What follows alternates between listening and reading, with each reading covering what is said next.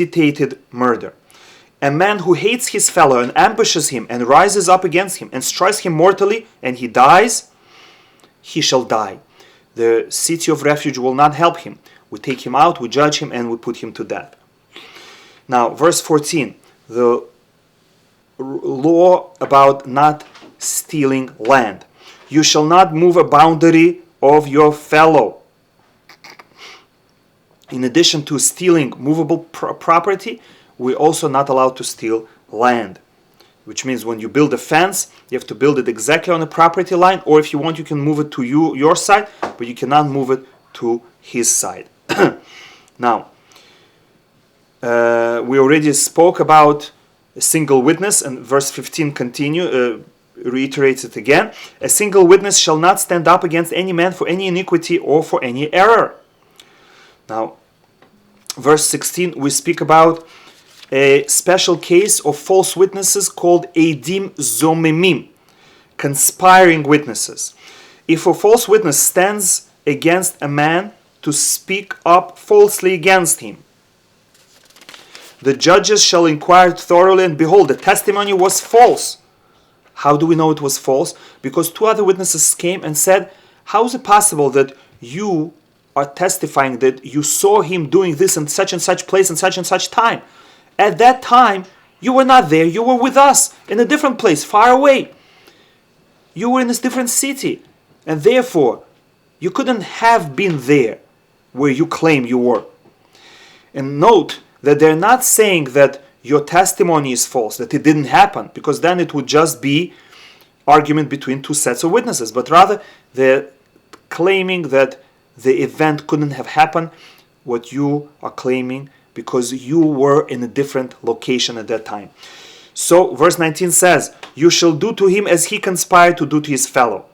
If they wanted to kill someone, we kill them instead. If they wanted to extract money from someone, we punish them with money, or we give them lashes.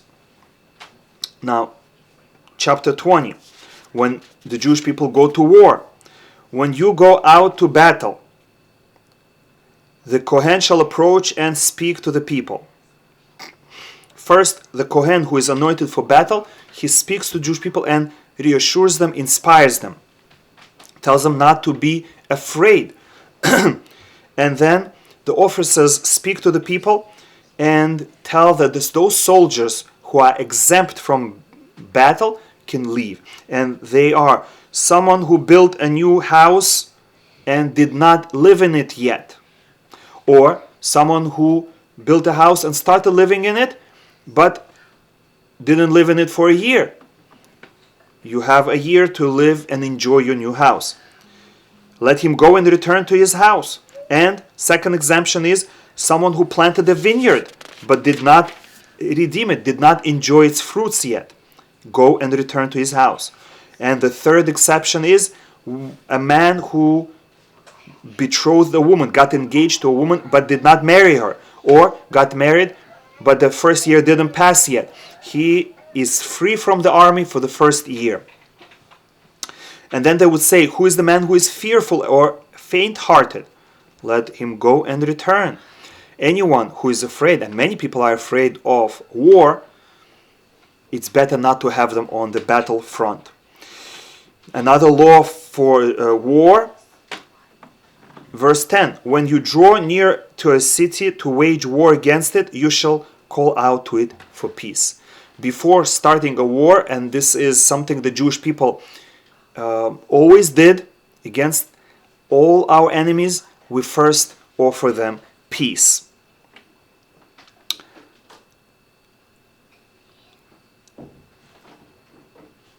Now, once we start the battle, they deny our offer for peace. Then verse 13 says, Hashem shall deliver it into your hand, and you shall smite all its males by the blade of the sword.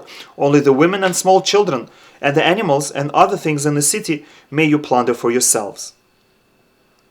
So shall you do to all the cities that are very distant from you. But from the cities of these people that used to live in the land of Israel, the 7 Canaanite nations, you shall not allow any person to live.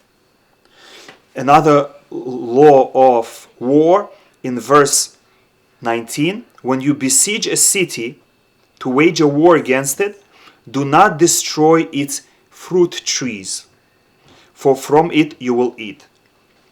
That means that even during a war, we have to be mindful not to cause more damage than necessary.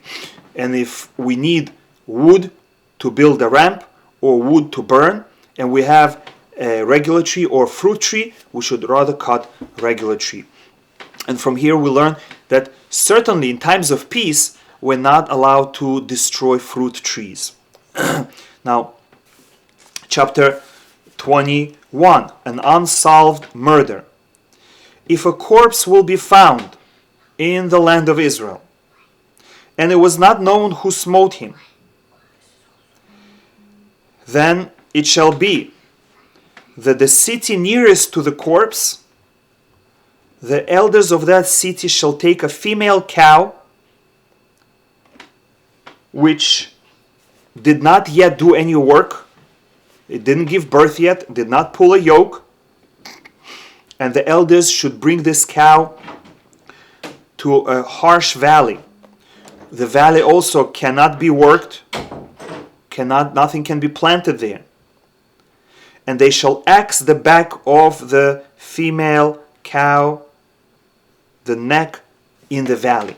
This is to show Hashem, look, this poor man who died, he can no longer produce anything for you. He cannot grow spiritually. He cannot have children. This is the cow. The cow didn't give birth yet, didn't work yet. The valley is desolate. Nothing grows there. It's similar to the man that just died. And they say, in verse 6, the elders of the city ask Hashem for atonement. The elders of that city shall wash their hands over the female cow that they axed in the valley, and they shall speak up and say, our hands have not spilled this blood, and our eyes did not see. Atone for your people, the Jewish people, that you have redeemed, O Hashem. Do not place innocent blood in the midst of your people, Israel. And now Hashem will accept their prayer, then the blood shall be atoned for them.